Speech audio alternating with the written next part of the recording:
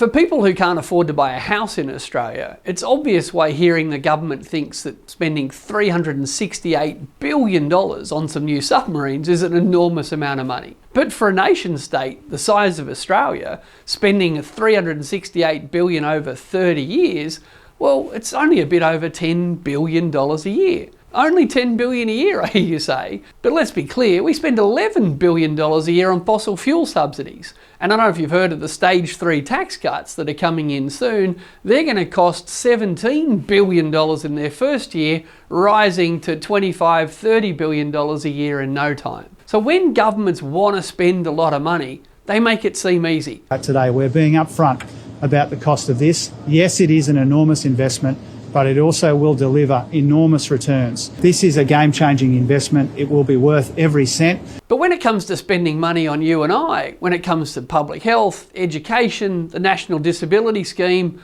or, I don't know, protecting us from climate change, where will the money come from? The reality is Australia is one of the richest countries in the world.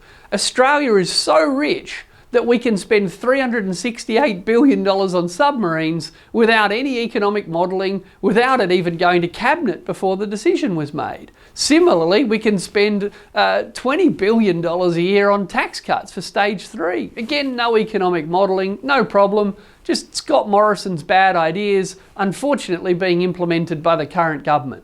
But if we were serious about tackling climate change, if we were serious about tackling poverty, well, guess what? We could spend money on those things too. It's so good to be able to have a government that can just drop a lazy $250 billion whenever it feels like, but it's up to us. It's up to us to make sure that in our democracy that this money is actually spent on the problems that we think are the most important, not just spend it on defence because someone whips up a scare campaign.